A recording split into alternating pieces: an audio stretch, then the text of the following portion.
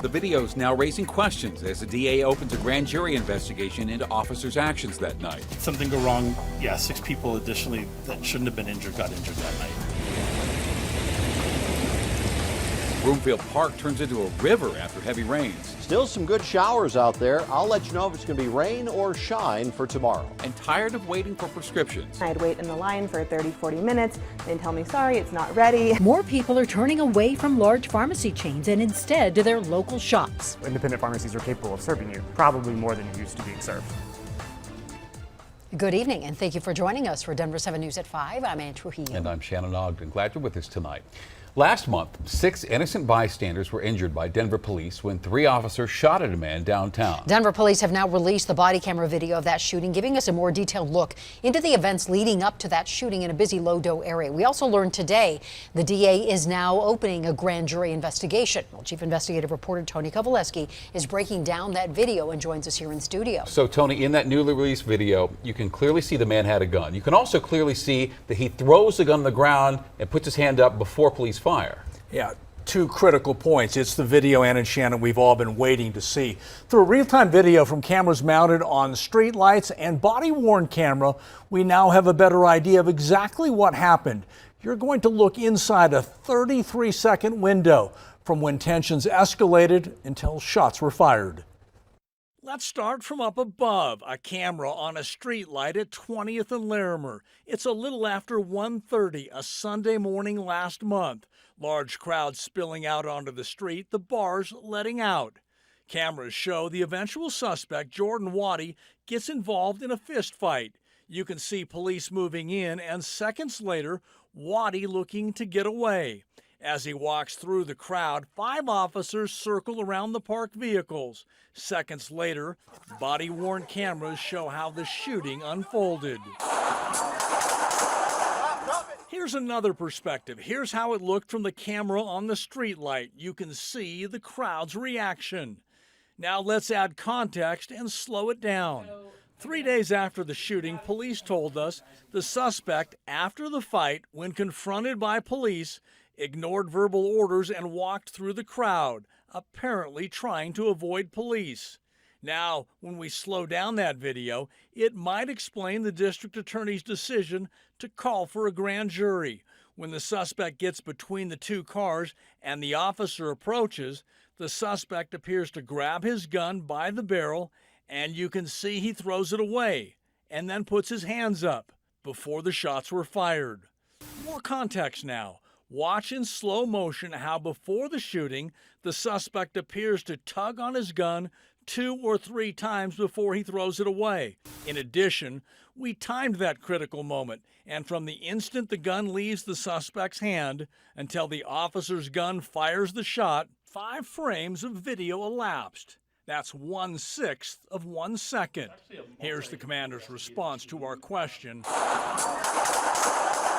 3 days after the shooting. Commander, recognizing it was a split-second decision, sitting here now 3 days later, could this have been handled better? I think the officers did everything they could at the time. Looking back, we say 6 people got injured, and I think you'd have to conclude something could have been done differently. But in the moment, they were doing what they could to prevent violence, to stop and ensure safety downtown. Now, DPD did say today that because of the grand jury investigation, it elected not to comment to respect the legal process. Denver's DA Beth McCann included the following statement when she announced that grand jury investigation this afternoon.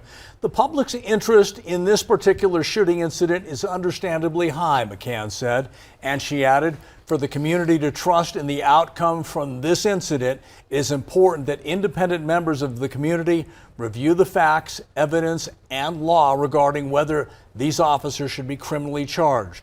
Until the grand jury's work is complete, my office will have no further comment on this matter.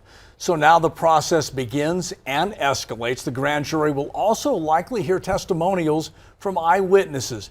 No timeline on the grand jury's ultimate decision was announced today. Shannon? Right. Nice work, Tony. We'll see you again back here at 6 o'clock with more on this. And also, the Denver Police Union put out a statement late this afternoon. It says the men and women of the Denver Police Department are often forced to make split-second decisions in their efforts to protect themselves and the community. It also says the union looks forward to a fair, impartial, and thorough investigation. Tonight, we're also hearing from the attorneys representing 3 of the innocent bystanders who were injured in that shooting. In the statement, attorneys say Denver officers, quote, acted with extreme recklessness by intentionally firing live rounds toward a dense crowd. And they add, the footage further shows the suspect, Jordan Waddy, threw his own firearm in apparent compliance with officers' commands. Now, during a press conference last month, Denver police said officers did not announce that they were about to shoot to the crowd. DPD would also not specify if the innocent victims from the shooting were shot or hit with ricochets or other debris. 2 of the victims we spoke with had no doubts they were shot. I knew pretty quickly within a few seconds that I had been hit because I could feel the warmth of the blood going down my arm. Looked up at him as we were still moving, told him I had been shot. I heard a second gunshot, and that's when I felt like I got hit with the baseball, like 100 miles an hour type of thing. We think that we're safe, but situations like this makes you think that, makes you feel like you'll never be safe again. Attorneys for the victims also applaud the Denver DA for beginning a grand jury investigation, adding that they want to see the 3 officers indicted and tried. Now, the suspect here that was shot by police, Jordan Waddy, survived. He's charged with assault and 3 counts of possession of a weapon by a previous offender. Now, if you'd like to watch this full body camera video for yourself, you can right now on the denverchannel.com. You can also get the very latest on this story on the free Denver 7 Plus app. Another round of flash flooding hit the Denver Metro this morning. In this video from Broomfield showing the flooded streets near Midway Park. The National Weather Service says Broomfield got nearly 4 inches of rain this morning. And think about this, that accounts for around 20% of the average precipitation that Broomfield sees during an entire year. Wow. And we saw some storm damage in other places too. This big tree came down in downtown Denver. This is near Larimer and 19th. Now, more rain is expected, not as much as we saw last night or this morning, though. Meteorologist Mike Nelson is joining us now to tell us about all these fun storms. Mike? Oh, look at all of this water that we had. Now, keep in mind that over an area the size of a football field, an inch of rain is 30,000 gallons of water. So we're talking about an awful lot of water that's fallen out of those storm clouds in the last 24 to 36 hours. Still some off to the west of us now. It's basically dry in the Denver area. Some showers back in Jefferson County, down into Douglas County, but most of it's holding off into the mountains. Not much to the north around the burn scars up toward Estes Park. Out to the west, we do have some conditions that are of concern. Flash flood watch till 10 o'clock tonight out near the Lake Christine burn scar and the Grizzly Creek burn scar, as well as all the way out toward DeBeck in the western part of the state where we have a flash flood warning in effect. Statewide, a lot of shower activity showing up as the monsoon moisture comes in, and it's really done a number on the temperatures today. Readings only in the 70s, 60s, and even just 51 degrees at Leadville. So the super soakers have been something else. The showers are diminishing now. Mostly sunny skies return tomorrow. But there's more rain coming up in the 7-day forecast. I'll have that for you in about 15 minutes. Looking forward to it. Thank you, Mike. Picking up your prescription at a large pharmacy can definitely require some waiting. Yeah, chains like Walgreens dealing with staffing shortages now, and they are now forced to reduce their pharmacy hours. And now some people are transferring their medications from corporate locations, and they told Denver 7's Patrick Perez why they're now instead going local. Signs like these at Walgreens stores in the Denver Metro are becoming all too common. They warn of shorter pharmacy hours and even fewer days. I think it's really a sad state of things, and hopefully, things can get better in the future. Addison Capel used to be a Walgreens customer. The last straw was earlier this year when she called ahead to make sure her prescription was ready. When she arrived, she waited more than half an hour in line only to find out it still wasn't. They were just very apathetic, didn't really care. They're like, sorry, you can wait for another 30 minutes and it'll be ready. She decided then to switch over to locally owned Front Range Pharmacy on South Broadway and Englewood Parkway in Englewood. The difference, she says, has been night and day. The customer service there is amazing. They're so friendly. They also offer deliveries. Co-owner and pharmacist Michael Scruggs says he has seen an increased interest in his store in the past year.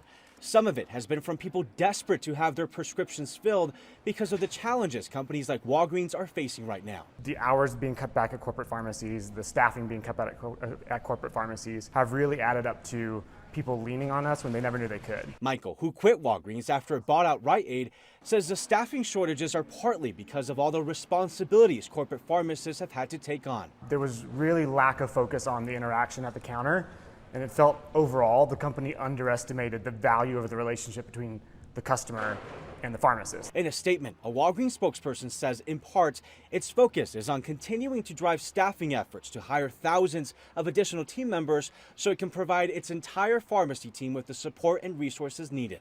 It's unfortunate these corporations we've always relied on have become less reliable, Addison says, but the silver lining, people are being driven to independent pharmacies, which in turn help support our local economy. Patrick Perez, Denver 7.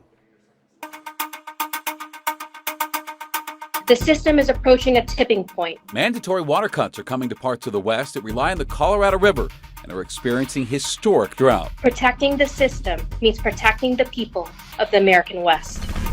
Your tax dollars are now funding political campaigns. Candidates no longer need to spend so much time calling up big donors. We're breaking down the fair election funds that are now being distributed to candidates in Denver. The focus there is really to make sure that candidates who have the smaller donations continue to be competitive.